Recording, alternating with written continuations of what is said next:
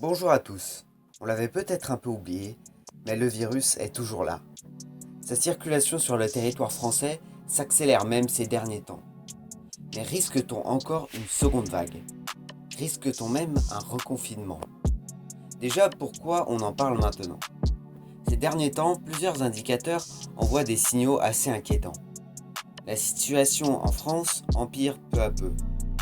En Bretagne par exemple, le taux de reproduction du virus est de 2,62. Cela signifie que 10 malades contaminent en moyenne 26 autres personnes. La moyenne nationale est de 1,18. Vous l'aurez compris, le virus se propage et prend de l'ampleur. Cela peut s'expliquer par l'abandon progressif des gestes barrières. Au fil du temps, les gens ont commencé à reprendre leurs habitudes ante-Covid. Ils partent en vacances, passent du bon temps sans se préoccuper des mesures de sécurité sanitaire. La pandémie s'aggrave donc de jour en jour. Mais il ne faut pas non plus exagérer les choses. La situation n'est pas si dramatique. Le nombre d'hospitalisations dues au Covid-19 continue à baisser. De plus, pour remédier à l'augmentation du nombre de nouveaux cas, le gouvernement a imposé le port du masque dans tous les lieux publics clos.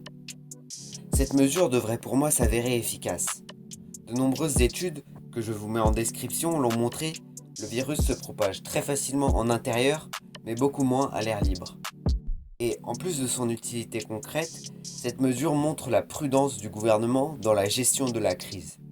Dans une vidéo similaire, en mai dernier, j'avais dit que c'était la clé d'un déconfinement réussi. La prudence du gouvernement, confirmée par cette mesure, est donc un bon signe. Mais si le virus continue à se propager, que faire? Nos voisins allemands et portugais ont annoncé des reconfinements locaux qui concernent des centaines de milliers de personnes. En France, c'est une solution visiblement prise en compte par le gouvernement.